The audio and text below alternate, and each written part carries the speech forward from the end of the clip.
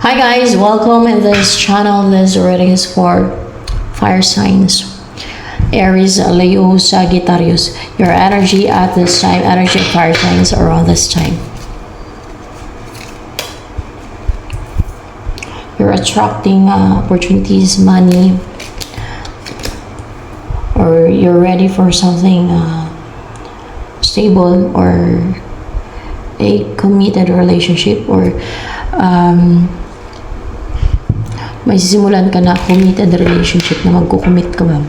You will be in a committed relationship. You're lucky around this time. Maswerte, sa Tagalog pa. And nasa taas ka ng wheel.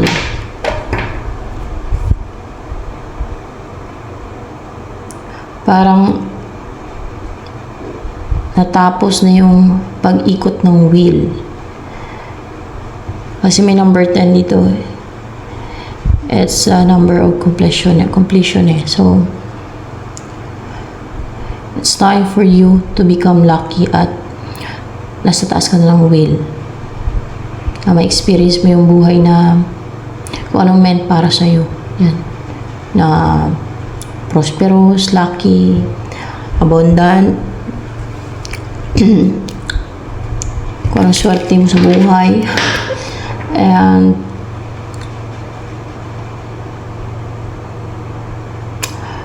more clarification with this 8 of Wands in reverse. Ay, nag-hold back ka na mag-send ng message or mag-take ng action or mag-travel kasi natake yung mind mo na mga ang daming attacks, spiritual attacks kadalasan yan. Parang nakaramdam ka ng fear. Oh,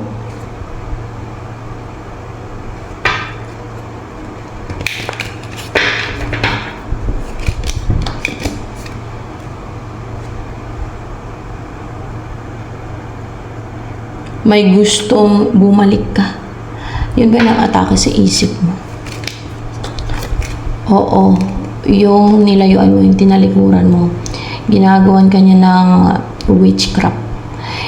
Niritualan ka siguro niyan o sinisenda ng spell at the same time o demon para bumalik ka sa kanya.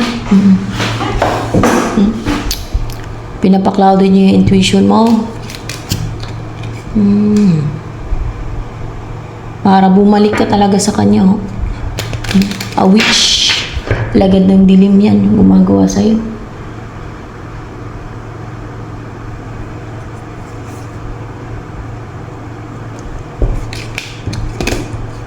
Nag-aantay siya. Kasi nag-aantay siya ng resulta ng ritual niya na ginagawa. Remember, ngayon na Martes ngayon, tigawaan ng mga alagad ng dilim na mga witches, wizards, warlocks ng witchcraft nila. Mga ritual, mga ganyan, mga spell, ritual nila, pag-summon. Witch nga magician, gumagawa ng witchcraft. Baka hindi lang to isa, baka marami. Marami ba to sila gumagawa ng ritual sa'yo?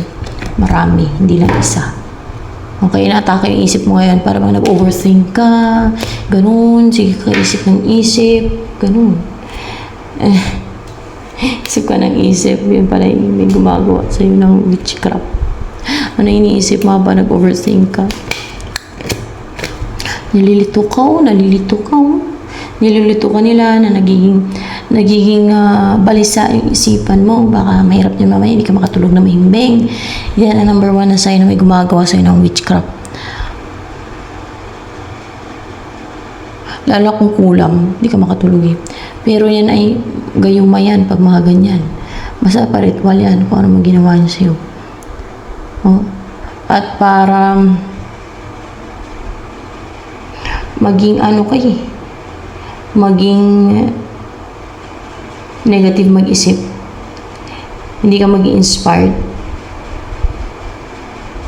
Para hindi ka positive mag-isip. Nililito ka, dinidistract yung isipan mo. At gusto mong mag-take ng risk Parang naudyukan ka mag-take ng risk. Oh. Sa gumagawa sa'yo ng ritual, sa gumagawa sa'yo ng witchcraft, at nadja-juggling ka, nalilito ka. Sino ba dito? Sa dalawang to, ewan ko kung ano yung ginagawa sa'yo na pagpalito. Kung ano yung gagawin mo, kung sino yung the one. Hindi, kung sino yung puntahan mo. Kung sino ang pupuntahan mo. O kung sino ang pupuntahan mo, nalilito ka. Kasi ang daming gumagawa sa'yo. Mga ano yan, mga alagad ng jablo. Sa bilang buhay yan, impyerno yan sila. Dahil yun naman ang hatol ng Diyos sa kanila, impyerno. May impyerno sila. See? So, more information.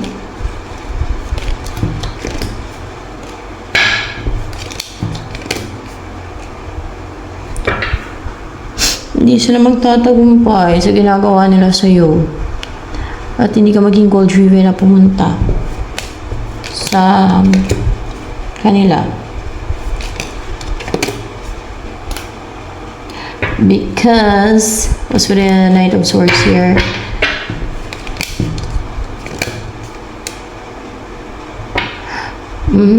Maging ano ka, parang magalit ka. Magalit ka na maging courageous ka na gagawa ng action na and you are strong na maging strong ka and stable yung mind mo. Emperor na energy mo na hindi ka na magpakontrol sa kanila. Na may inner strength ka na, may strength ka na, hindi ka na nila mapasunod sa will na, hindi ka na nila matanggalan ng free will.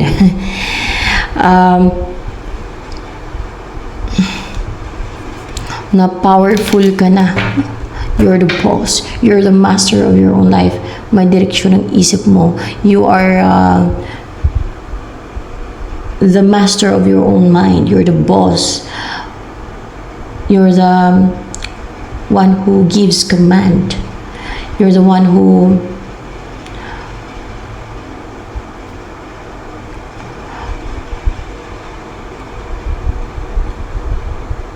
set rules for yourself. You're the one who decide for yourself na the emperor.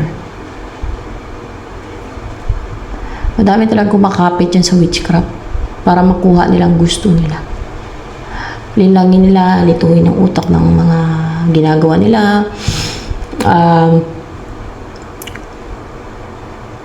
I-deceive nila yung tao, dayain nila yung isipan. Kahit na wala namang gusto yung tao sa kanila, kahit hindi naman nalibugan sa kanila yung tao, ay gano'n ang maramdaman ng tao sa kanila dahil sa witchcraft, because it's demonic. May mga demonyo silang sinasend para dayain ang pag-iisip at nararamdaman ng biktima nila. So, gano'n ang ginagawa sa'yo. So that, sa'yo na yun, kung maging aware ka or magpadala ka sa kanilang ginagawa. Kung gusto mo din yung ginagawa nila because na-enjoy mo o gusto mo, you like it, sa'yo yun. Buhay mo yun. That's your decision. Kung gusto mo pa-control sa kanila, that's your decision. That's your own life, no? Kung ayaw mo pa-control sa kanila, ibig sabihin, you're strong. Ikaw na may control ng utak mo, ng buhay mo. Hindi ka nila makontrol. So, let's see.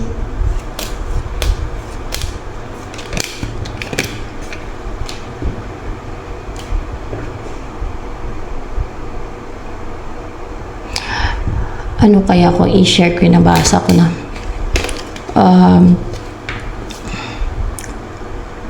Orasyon na panood ko sa Facebook. Tama ba yun? Share ko. Mamaya sa shorts. Napanood ko lang sa Facebook. Para mamatay ang mga nangungulam, gumagawa ng witchcraft sa inyo. Ganon. Gagawin ko pa yun mamaya. Mamaya i-translate ko lang. May own version. Pero same lang din yun. Baga ako lang magsasalita. Babasahin ko lang naman yun Para alam nyo kung paano patayin ng mga mangkukulam, mambabarang, mga, ewan ko lang ha. Basta, napanood ko lang yun. Share ko din dyan para yung mga biktima dyan ay may panlaban na. No?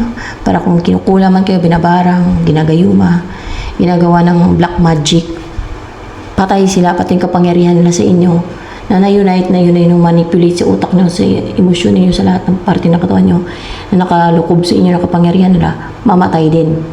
At pati yung gumagawa sa inyo niyan, mamatay na din. Sana yung very effective. At, let's see. Oo, magtatagumpay ka. Ward off yung mga nangungontrol sa'yo and you will be very courageous and of course you will be victorious, no? Over that kampo ng kadiliman. Yan. Magtatagumpay ka, mapatay mo yung mga mangkukulam. See? I-share ko mamaya. Baka yun ang makatulong sa'yo. Ang gumagawa sa'yo ng gayuma, barang kulam. Mamaya. Madali lang naman yun eh. And magtagumpay ka na mahirapan sila.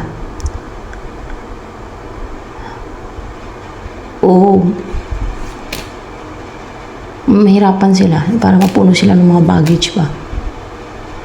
Mahirapan na sila, mahirapan.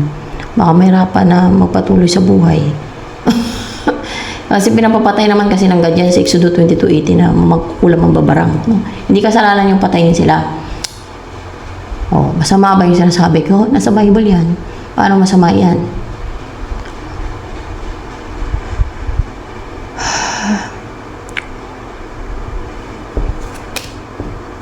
Yan ang pag pinatay mo mga mangkukulam ang babarang, yung matunay na mangkukulam ang babarang, hindi kasalanan yon. Patayin din sila.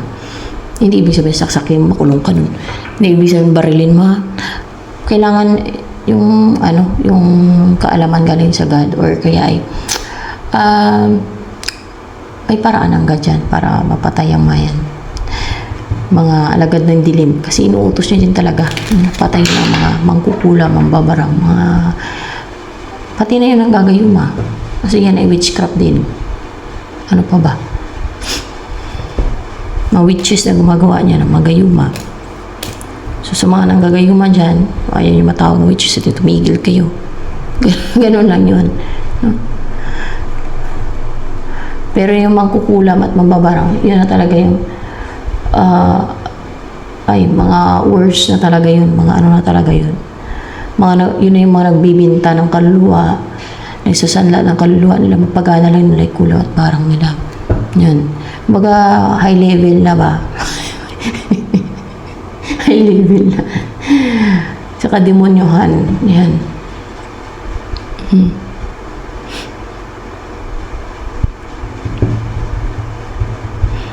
So, mahirapan na silang kontrolin ka, pigilan ka, manipulahin ka. Mangonsumisyon sila, may stress na sila kasi hindi ka na nila mapasunod, hindi ka na nila mapigilan, hindi ka na nila mapasunod sa will nila, hindi ka na nila matanggalan ng free will. Maging unstable na sila. I-release mo na sila. I-release mo na sila. Hindi. Maging unstable sila. At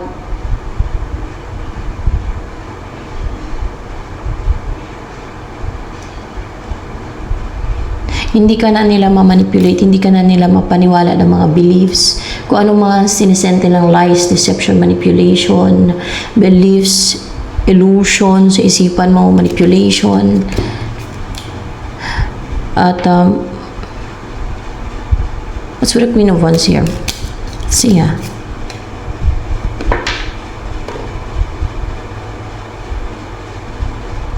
Mawala na sila ng pati dito, ng control over you, yung manipulation sa isip mo na napapaniwala ka nga nila. So yan na ngayon. At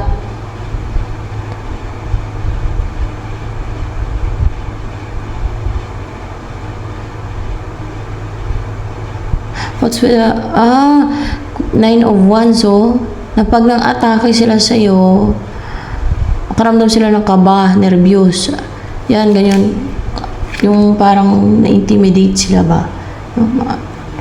Na-intimidate sila sa'yo. No? Kasi makita na you're strong. Ganun. And makakatulog ka na din ng mahimbing. Mag-end na yung cycle na ginagawan ka nila ng witchcraft. Na unstable ka or you're in separation with your person na gusto mo talaga. Hindi ka dinadaya, hindi dinadaya yung feelings mo na hindi ka ginagayuma, kundi gusto mo talaga siya makasama, for sure.